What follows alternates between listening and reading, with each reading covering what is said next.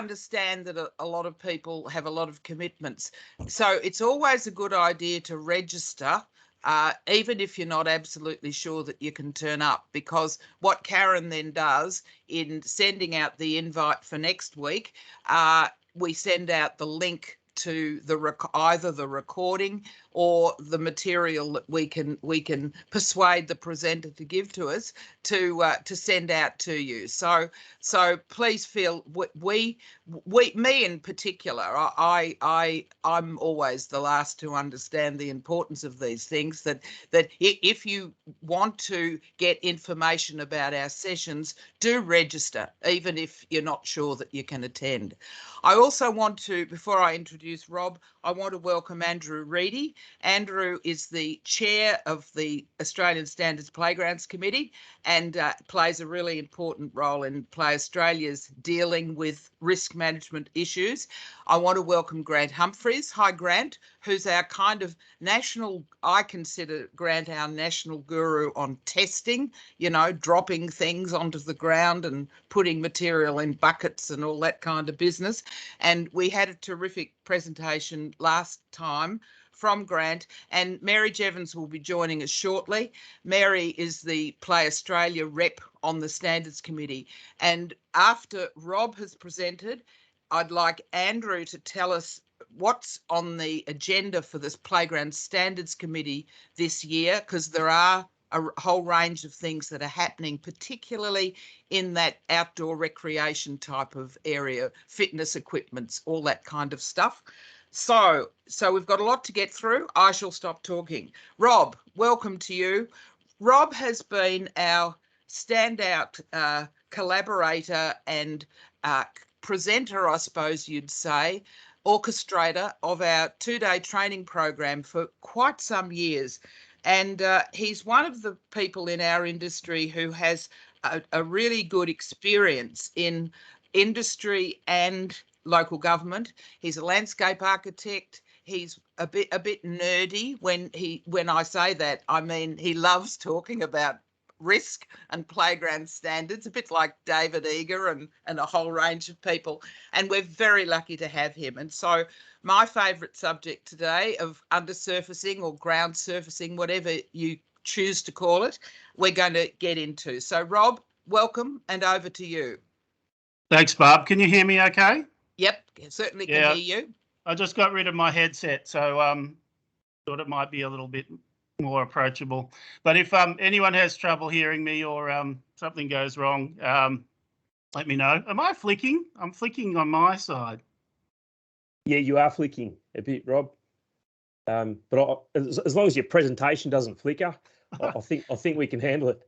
I'm running on the wireless, so what I might do is move if it gets annoying and plug back in. Actually, I'm sorry, guys, that this is kind of a bit on the fly. 1 sec, and I will plug in. Can somebody else just kind of ramble for 30 seconds, Barb? Well, Barb, you're on mute as well.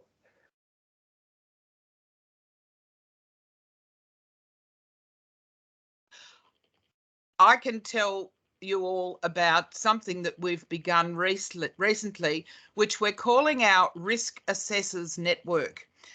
You will all be aware, because you deal with playground standards all the time, that there are gaps in the standard, there are inconsistencies, there are contradictions, and one of the most alarming things that I found 20 years ago is that there always will be.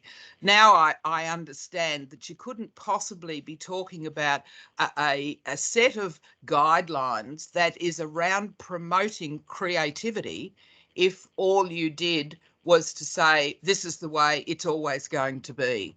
And so that's the big challenge around risk. So what we have begun is what we're calling the Risk Assessors Network, and it is chaired by Andrew Reedy at the moment, and Rob Hamilton and Justin Casey from Queensland are what we're calling our little steering committee. And the purpose of it is to bring independent risk assessors, so not people who manage risk, we all manage risk one way or another, but independent risk assessors to a group that can talk about issues that need further support, issues where there are gaps in the standard, contradictions, to, in other words, come up with industry best practice. And we've just started this.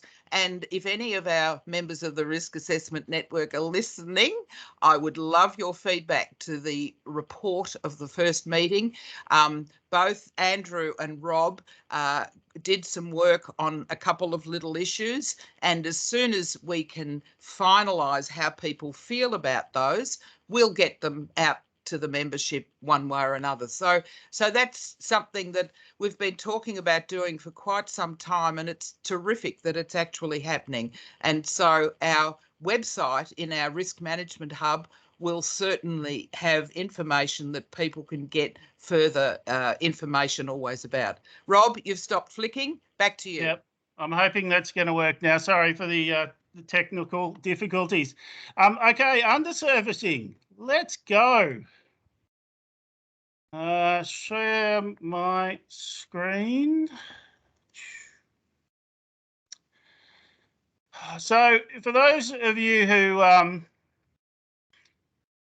familiar with the industry, this might come across as a little bit basic. The intention here is that, you know, it's a real overview of how undersurfacing works and why we have it, and it doesn't assume any prior knowledge. There may be a few mistakes. If people identify any, let me know. I'm more than happy to be corrected. So undersurfacing, not sure if it's meant to be one word or two. I think Barb and I, we agreed it was meant to be one, didn't we? I need to fix that. So this is my kids' primary school. There is some undersurfacing there. Could probably do a little bit of work. Oh, look, probably not unsafe though. Next slide. There we go. So when we talk about undersurfacing, we've got, there's really only two things we're talking about. One is synthetic undersurfacing, which standards calls unitary undersurfacing. And then there's loose fill. Now, there are also a product in the market, which are tiles, particularly companies like Play Matter.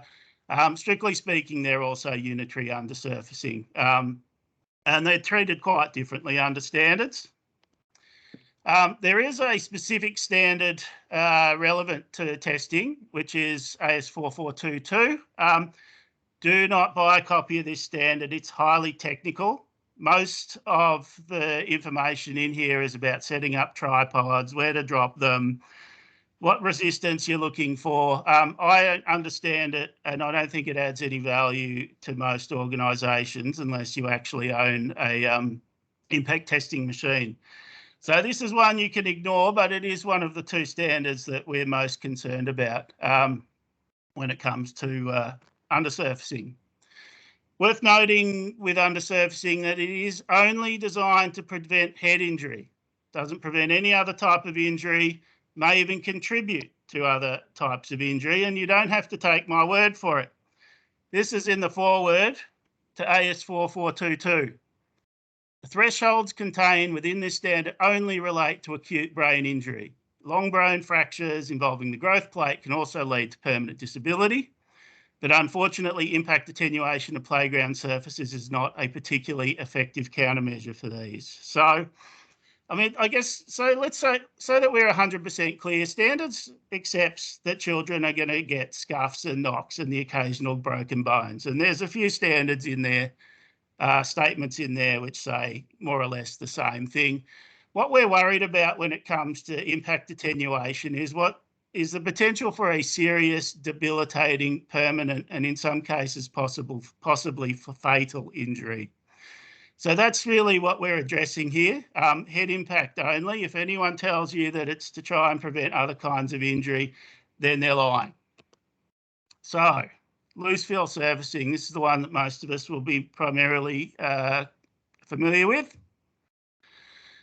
Standards say this. What we're looking for is, in case of wood chip, particles of even uniform dimension that are cleanly cut with no sharps.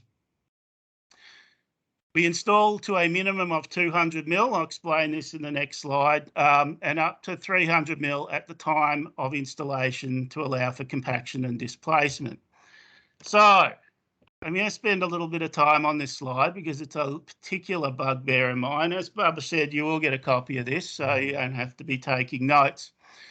But I want to emphasise that these dimensions, 200 mil minimum, that's what everything that standards is based around. 200 mil minimum. In 2017, there was we introduced a new condition, which was that we fill up to at least 300 mil at the time of installation. Now, that is only for the purposes, if you could look at the bottom left of the slide, to allow for compaction and dispersion. I say compaction and displacement, same thing. Now, I see a lot of landscape architect details, which in my view get this wrong. You see on this drawing, there's a purple line. Most equipment, all equipment in theory, should have a level mark. The level mark is intended to indicate the 200 mil point. And then we fill above that. Now, I see a lot of landscape architects and indeed some councils specifying 300 mil as if it is the new natural thickness. There are a number of problems with that because if we specify mulch at 300 mil and then it starts to displace, what we're effectively doing is increasing the height of our equipment, potentially raising the size of our impact areas, and also making some of these edges really inaccessible. I do see detail sometimes with 350 mil, nice 50 mil lip. I don't know what people are thinking about. Maybe they expect the loose fill material to expand. But the reality is that standards allows for this material to displace over time, just on the assumption that these are high wear areas. So I would like to see everyone revert to the 200 mil point and just overfill, because there are other implications there. So, for example, in supervised early childhood settings, there's a maximum climbing equipment height of 1.8 metres. If we were to set all of our levels to the 300 mil point and we allow the mulch to displace down to 200 mil, then what we're potentially doing, and in fact we are in fact doing, is installing 1.9 metre high equipment, which, you know, look, in the scheme of things, an extra 100 mil is probably not going to kill any kids, but it is introducing a non-compliance. Everything in AS 4685 is based around the 200 mil point. The 100 mil overfill is just that, overfill, and my very strong recommendation is that people design around the 200 point, not the 300 point. So, mulch. There are several different types of mulch. Now, I've got this table up because it is in AS 4685, and if you buy AS 4685, you'll see it there. The reality is that this particular table is deleted in the ZZ appendix for Australian conditions. My gut feeling is that the reason that it was deleted is if you look at the right column, in Europe, they have different mulch depths for different heights. So mulch depth is 200 mil for equipment under 2 metres high and 300 mil for equipment between 2 and 3 metres high. We don't do that in Australia. We only have 200 mil. Local experience suggests that that's been perfectly adequate. But the reason I put this slide up is that it explains that there are a number of different materials that can be used. And I guess as somebody who comes from Victoria, we get very familiar with shredded pine mulch, which this particular table will call wood chip. And assume that that's the only type of undersurfacing, loose fill undersurfacing material that is available. But the reality is, depending on where you're in Australia, could be bark, very large amounts of pine bark used, particularly in the ACT. Sand is quite common in parts of Western Australia and Queensland and other play spaces along the coast. And there are even sites that use gravel, a pea gravel, And you can see in this table that that's entirely acceptable as well. Now, my gut feeling is that if you were to acquire material with these particle sizes and sieve it, then you'd be perfectly compliant with Australian standards. I can't say that officially because this table has been deleted, but it's hard for me to imagine that sand, wood chip, bark and turf in Europe are much different from large parts of Australia. So take that with a grain of salt as you wish. Now, why even particle sizes? So when we install mulch, it goes in nice and fluffy, you'll walk along it, you'll get nice and springiness, there's lots of air pockets, and it has really extraordinary impact attenuating qualities.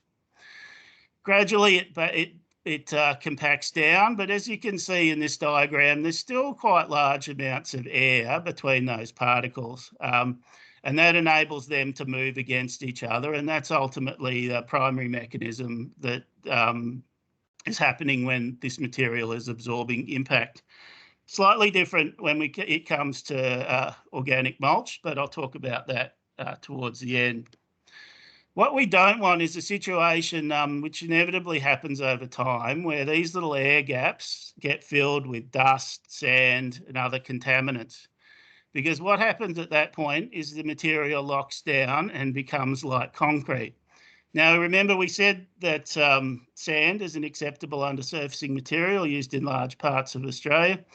You'll actually notice if you go to the beach that when you're walking on the dry part of the sand, it's wonderfully soft. If you try and play basketball on it, you're going to drop the basketball and it's not going to rebound. And that is a really good indication that the material is absorbing a significant amount of impact.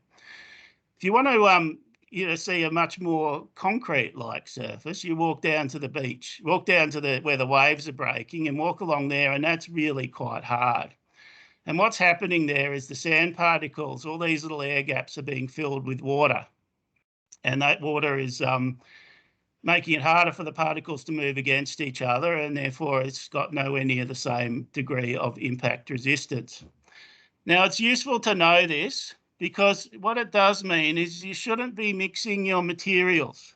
So here's another example from my kids' school.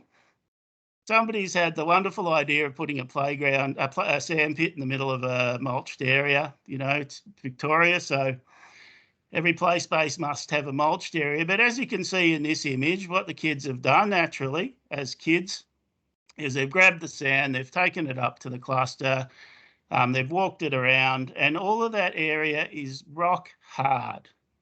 So what I would suggest is if you're designing a space that involves both sand and organic mulch, that you keep as much separation between them as possible.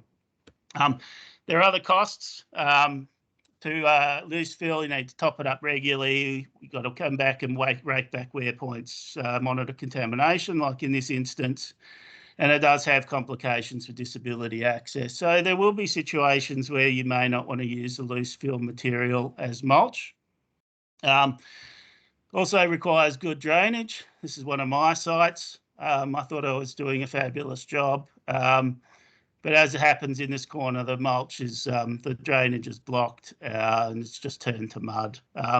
Probably does have pretty good impact attenuating qualities. If I was to drop a sphere in that pile of mud, I imagine you would get some good results, but not an ideal outcome.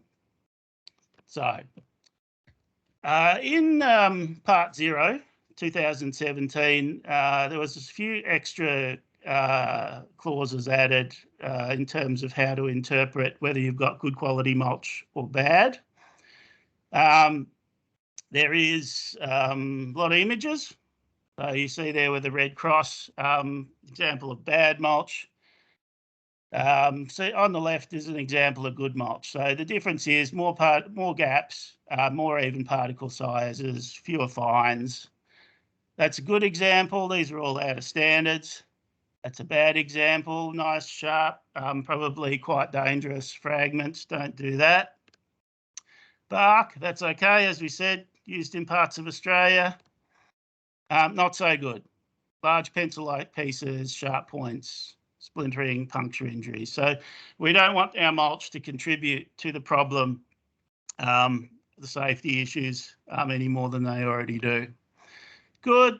Particle size itself can be either small or big. The important is the consistency. So ideally what you're looking for is something with even particle sizes, not a large mixture of particle sizes that end up with the small bits filling the gaps between the large bits. That's bad. I mean, I think the problem in this case is you've got long shredded needles, which actually will knit together as well. So there's an additional problem here. Mulch, having said that, does have a slightly different characteristic to some of the inorganic material, and that is that it will, as it breaks down, create humus-like activity, which has its own sponginess, and that kind of undermines a little what I was saying earlier about the gaps. But the principle remains, and it takes a while for that to kick in. Don't have bits of mulch poking out of your hand. There you go. Probably not going to kill anyone, but not great either. Here's some show and tell. I've just pulled these images off commercial websites. I think that looks pretty good. Another one, somebody selling this is playground mulch. It's kind of getting kind of middling, but I mean, standards allows for there to be some inconsistent particles. I mean, it understands that it's a natural product, so I would probably accept that. Not so sure about this, if for no other reason than you seem to have, it's almost a bush mulch in this case, and it has both bark and shredded pine. And remember what we were saying earlier, mixing mulch as a general principle is a no-no. So personally, I'm concerned that this particular company is selling this as playground mulch, but there you go. Your results may vary. So unitary undersurfacing, usually wet pour, is how we describe it. Here's lovely big, no doubt award-winning place base in Queensland. There's another one in Victoria. Common, it's colourful, ticks a lot of boxes. It's made with somewhere between 45 and typically 65, sometimes a little more, millimetres of this shredded tyre product, which is just a large granular black. It's held together with a polyurethane.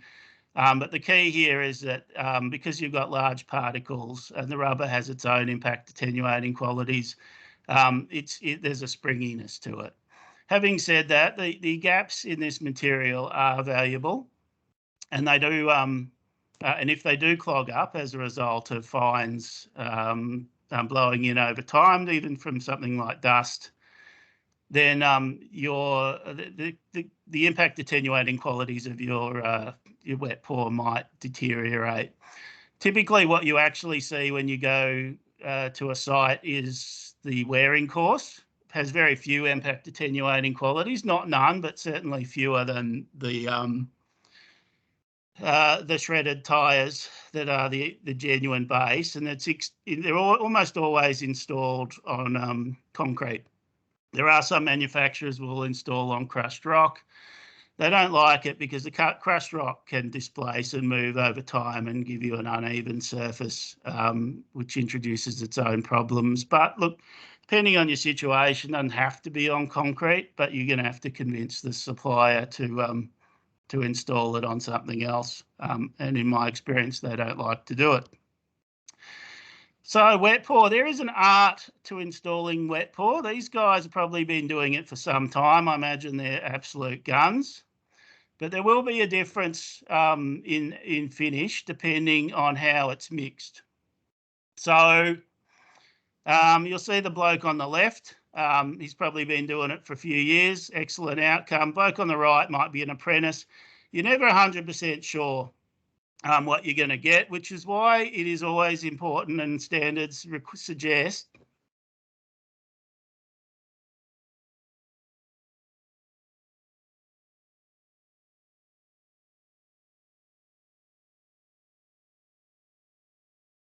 Apologies, everyone. We're just having some technical difficulties. Rob's frozen, Barb. Hey, Karen, are you there? Yes. Can you allow people to take themselves off mute, because we might actually jump into the discussion while Rob tries to log back on? Yep. Yeah. Sure. Doing that now. Beautiful. Okay, everyone should have a mic if they wanted to unmute. Yeah. Magic. No, Oh. thanks, Karen. I can still see that people can't unmute though. Yep, it's my system's also just a little slow. Too easy. Look, we might jump into a bit of the discussion while we await Rob's return. We do apologise again. Look, Rebecca, I've just been keeping a track of the chat. And Grant, I might get you to unmute yourself, and I can see you've done that. Rebecca was asking about the certification of softball. And I noticed that you sort of said, look, well, you can test it to get it certified. Do you know of suppliers who sell the softball with certification as well? Yes, there are. And if you can Yep. see my hand at the moment, if it tries to, yeah. So this, I get this weekly, samples of very sharp needles that people want to sell as a product for a softball, and they'll send it to me. I get them to send me this sample first, and I check it with the simple hand test. And if it sticks into your hand, it's not good for kids' faces to fall on. That's one of the things that he showed in the picture there. Rob's done a great job of presenting as well, and showing the things. But yeah, we need to get the certification done of the softball, and people send me products for rubber, for bark, for mulch, and these are the sort of tests I do on it, because we need to work out what the critical fall height is of surface. So if you're a company and you're going to sell this product, and the client says to you, "Oh, great, I want this 50 mil thick product," but they're going to say, "What sort of fall height am I going to get out of that?" So that's why we need the testing, so we actually know what they're actually selling and what height they get out of their 40 mil, 50 mil, 60, 100 mil rubber product, or what we get out of the bark mulches. So the bark mulch will vary. The critical fall height will vary depending on whether it's wet or dry. And sand is the biggest one that is dangerous, because when it's wet, it could be 300 millimeters, or when it's dry, it could be 5 meters. Terrific. Thanks very much for jumping in there, Grant. Rob, I can see that you're back. Back, Rob? I'm really sorry about that, guys. I genuinely thought I was going to get more than half an hour out of the battery on this laptop. So you're right, Rob. I've been anyway. Oh, look, that's my apology. Let me finish the presentation, because we are genuinely getting close to the end. Oh, all good. Away you go. Yeah, so I was just talking about the fact that these. Let's see. Do I need to share my screen again, or can you just see me? Are the slides important for people to see? It's up to you, Rob. Yeah, well, they help me. Hang on. I'll just share again. Sorry, something's stuck and something's disappeared. Here we go. Somebody just give me a shout if you can see the slides. Yes, away you go. Yeah, so look, I think these blokes are absolute guns, by the way. They do it every day. They know what they're doing. What I would say is that if you look at how this is mixed up, like these blokes use a dedicated tumbler, but it actually, in theory, could be mixed. Throw a bag, you can see them in the background, into a tumbler, even just a standard cement mix. Throw the polyurethane in, mix it up. I do come across concreters who have a look at that, think that they can mix it themselves. And what I would say is it's not quite as easy as that. There's a genuine art to putting this down and mixing it up in the quantities that make it, that give it the impact attenuating properties that it needs. So my very strong suggestion is if somebody suggests that they can do it on the cheaps for you by buying that stuff, which you can, and mixing it up, then I recommend that you do not do that, because I've never seen it work properly unless you're actually doing it as a full-time professional job. So in terms of selecting rubber, it is costly to install, costly to repair, costly to demolish.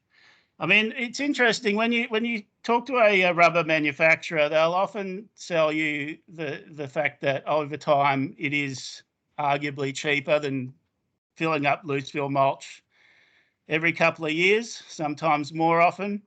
What they typically won't tell you, though, is that it is easily damaged. And when you do have to demolish it, there's concrete under and there are other disposal costs. And then there's all the other costs like slipperiness, heat that you don't experience with loose fill materials in most cases. So it's not quite as simple an equation as 10-year lifespan. You actually have to go beyond that, and you have to look at how easy this material is to repair. Pretty average outcomes, I think. This is, in fact, it's almost impossible to patch properly. This is no criticism of this particular crew. I'm sure, like a lot of councils, they're trying to make do with less. But as you can see, patching 10-year-old rubber is a losing proposition. It won't knit properly. It'll look average. You'll still get lips and edges. So that's also something to bear in mind. And if, say, there was a bit of vandalism or a tree fell on that, and once again, it would need to be patched, and that might need to happen quite early in the lifespan of the product. And same outcomes, in my experience. I think somebody mentioned in chat about swings. It is quite common for rubber to go under swings. You can see one of the implications of that when it's done poorly. Look, it's easy to criticise rubber in this particular image, but actually the problem in my experience in this situation is not the rubber, it's the fact that the swings have been installed too low. So what you're seeing there is the collective impact of feet swinging past and hitting that material on every swing over an extended period of time. Now, every one of those impacts is a risk. And the only way of solving that, it's not the mulch's fault, it's not the rubber's fault, is to raise the height of the swing. So if you see these kind of wear patterns emerging, regardless of whether it's loose fill or rubber, then the first thing you need to do is take a couple of links out of the chain on the swing and get that up, because it's not doing anyone any favours having their feet hit the undersurfacing on the way through, and it's destroying the impact attenuating qualities of the material. So just to finish up, synthetic tiles, they've been around for well over a decade now. I think we've got good experience seeing how they perform.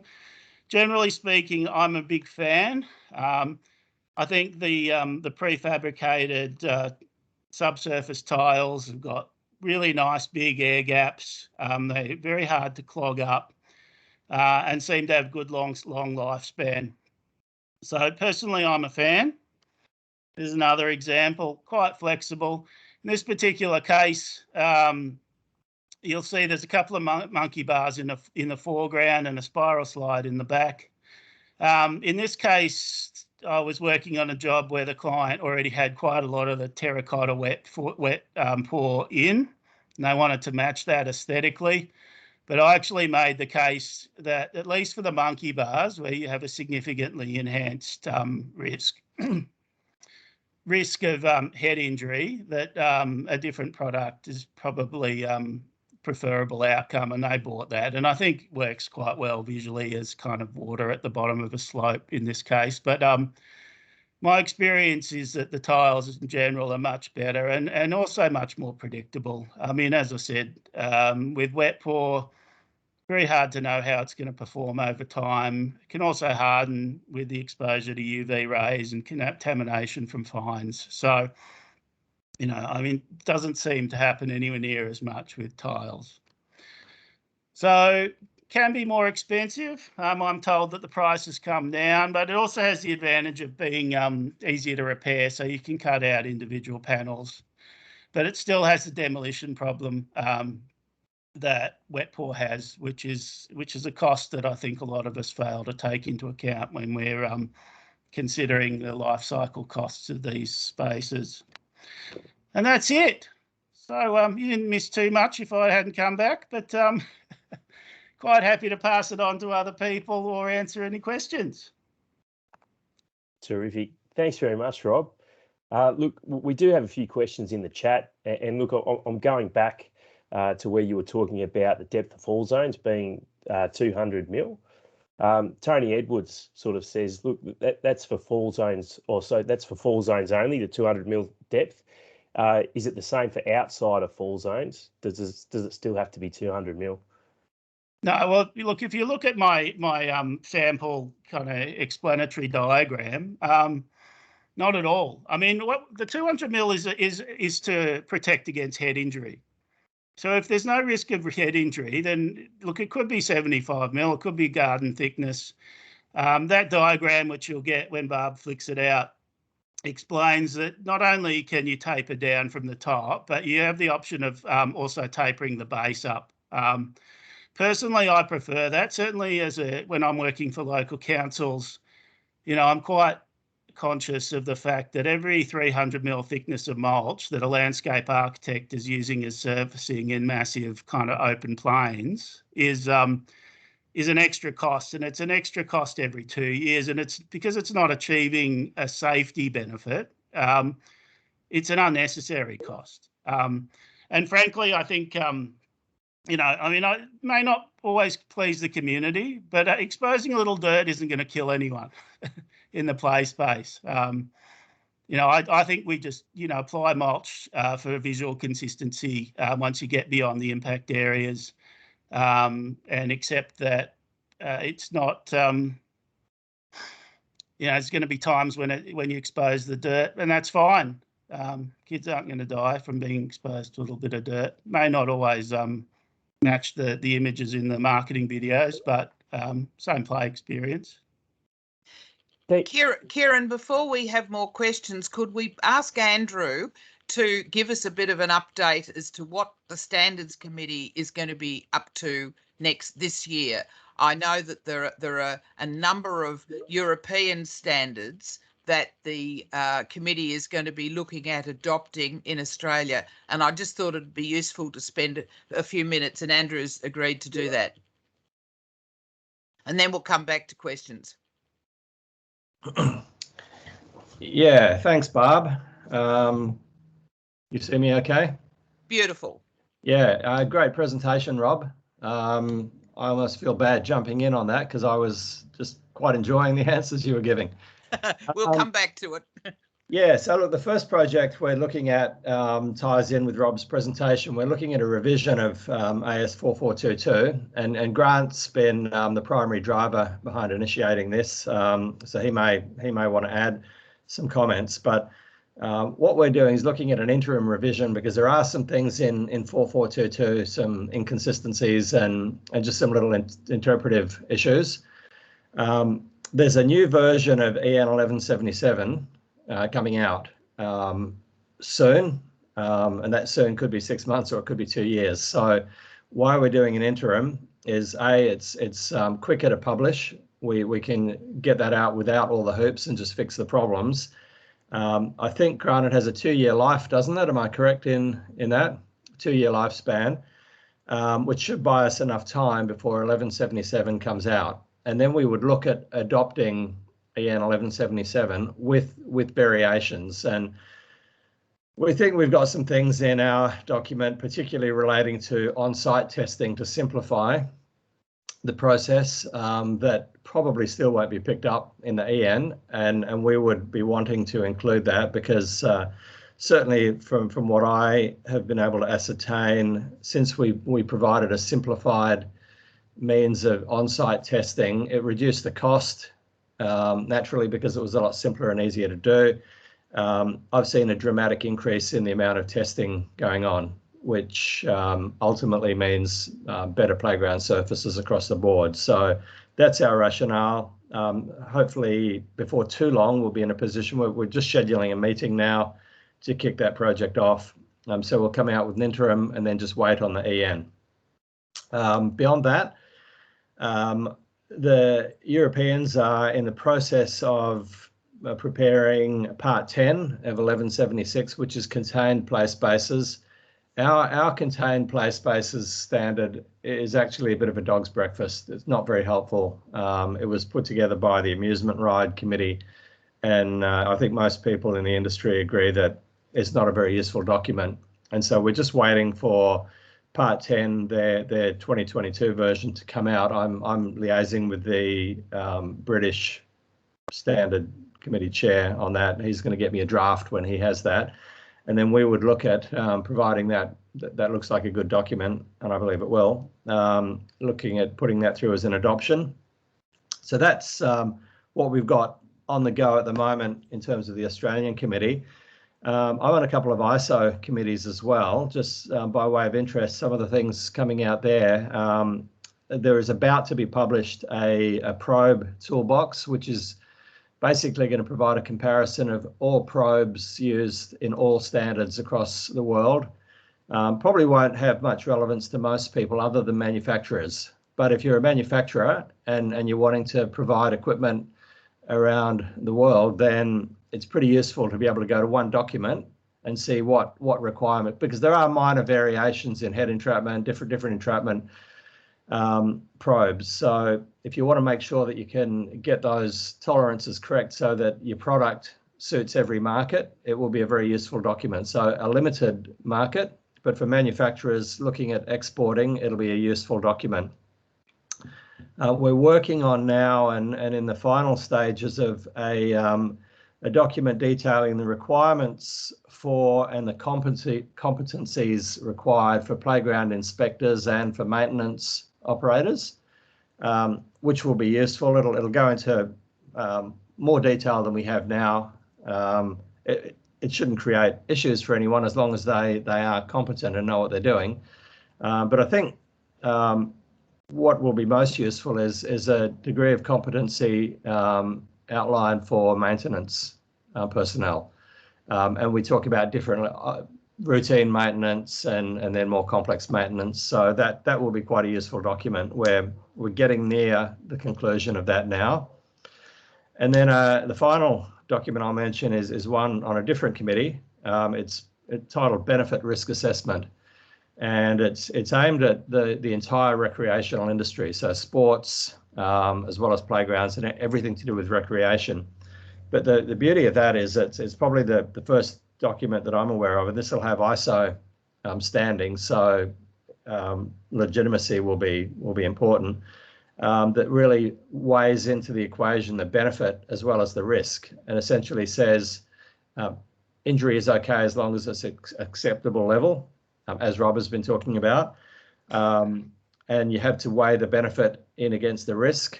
And I think from a legal perspective, having an ISO document that officially states that benefit is a significant part of the equation and that we can't make a decision simply based on trying to eliminate risk or the absence of potential injury.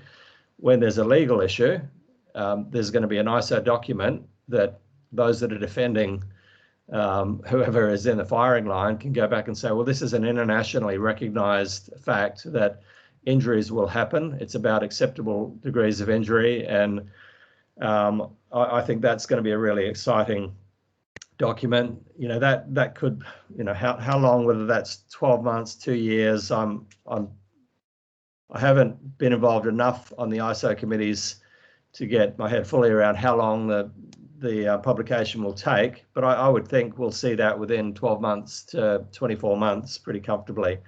So that's where we're at in terms of standards development. Fabulous, Andrew. Thanks. Back to you, Kieran. Terrific. Thanks, Andrew. Barb. Look, I'm going back to I think one of the first items on the chat. Bob flagged the issues around different kinds of surfacing causing tripping hazards. And actually, Bob, if you're there, did you want to take yourself off mute to provide a bit of a further context for that one? And would love to hear Rob's response. Yeah, just one issue. Obviously, when we're doing a lot of auditing, that the rubber levels compared to the bark, not so much in sand, but in bark, the height difference where you've got, it's sometimes sticking up to 200 mil higher.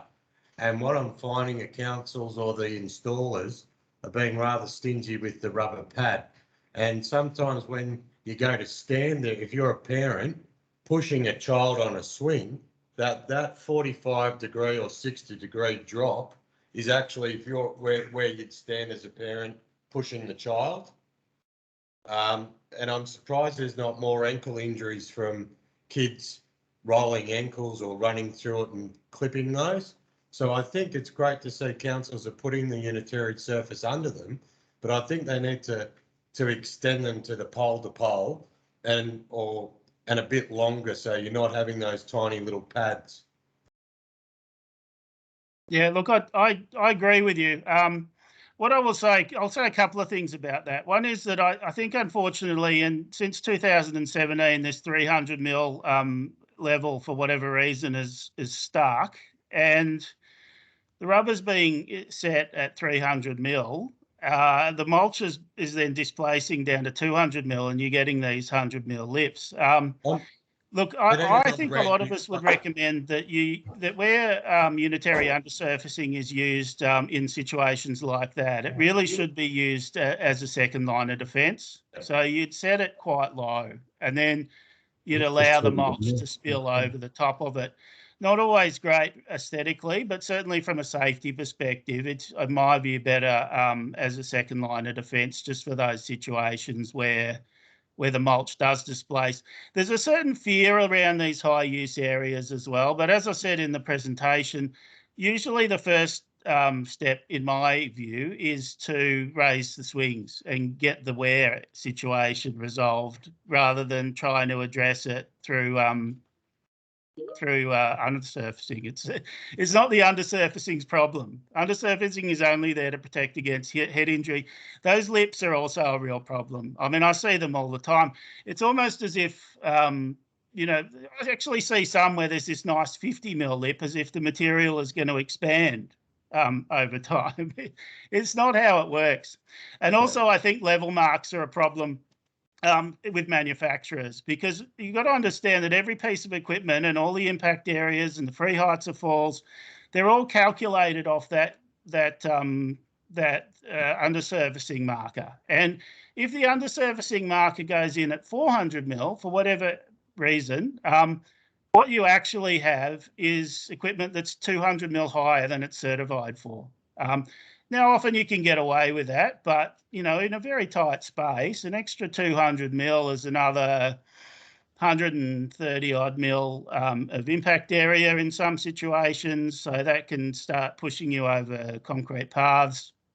And as I said, it can introduce other non-compliances like easily accessible equipment, supervised early childhood settings. All of those things introduce a whole bunch of problems.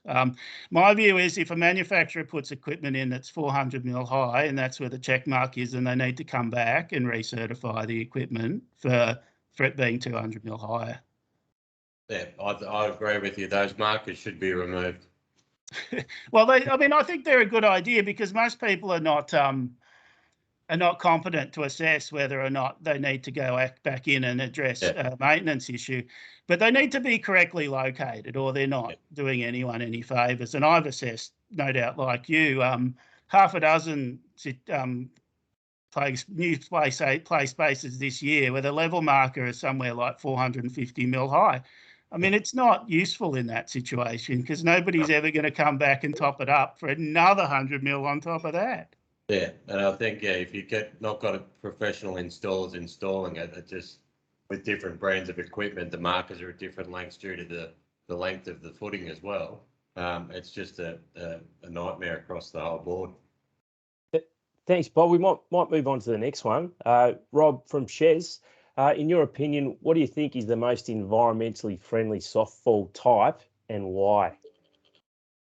Look, I mean, I don't think this should be controversial. I mean, any organic material is really recyclable. I know not everyone likes it, but that material is fantastic garden soil.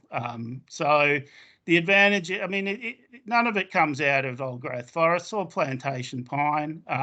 It's decomposes naturally, turns into soil. Some councils don't feel comfortable leaving it and want to cart it off site. I don't think that's necessary in my experience. Push your old mulch to the side, make some nice mounded garden beds, plant into them, and you're both improving the soil and improving your safety of your play space. So I mean, all the other materials have other issues as well in terms of wear and tear on the equipment. So sand, which I do have, I mean, I think is probably got better impact absorbency when done properly than mulch, is easily contaminated. It grinds on the equipment, so it can reduce the lifespan of your equipment. So it does have other problems. Organic mulch would be my preference. And how often do you have to replace the mulch? Look, Rob? it very much depends on the usage profile of your site, but I would think even with no significant usage, 2 years would be about the outside edge in my experience. But look, a high profile site, you know, $2 million site, probably you're going to have to go back in every 6 months if you want to achieve your minimum 200 mil. Very high use. There's nothing holding it in there other than gravity. So, but it's going to be a case by case situation. What I will say, one other advantage of organic mulch is that you can just come along and top it up quite easily. And because standards acknowledge that you'll have, you know, a certain kind of decomposition, humus-like impact absorbency, that's going to continue operating even if you've got contamination in a way that won't happen with other materials. And the other advantage of doing it that way is if there is any contamination, such as from animals or glass, it's now 100, 150 mil down in your profile and really shouldn't be introducing any significant issues at the surface. Now, Rob, embankment slides. So Jill writes, can you please clarify the rules? Since there are no fall issues, is it just having hard wearing soft surfacing? Look, so long as there's roof space? Probably getting a little beyond the scope of this particular presentation, and I will say that embankment slides are an issue that the place-based assessors network is considering. I think to try and answer this particular question, standards are quite explicit that 2 metres in the direction of run out from the end of your slide and 1 metre to either side must be an impact attenuating surface. Some question about whether or not it can overlap. There's some serious questions we need to resolve about what happens on either side of an embankment slide. But there's no question and there's no dispute about the run out area, the 2 metres in the direction of the slide and 1 metre to either side, that under standards must have a fully impact attenuating surface in that zone. Now, Rob, we might have maybe one or two more questions, then we'll have to wrap up pretty soon. We're heading towards the end of the hour. We might move on across to poor soft rubber surfaces. Are there any plans to have an industry standard written for these surfaces? Well, 4422 is for any unitary surface. So if it's applied as any kind of product, soft, hard.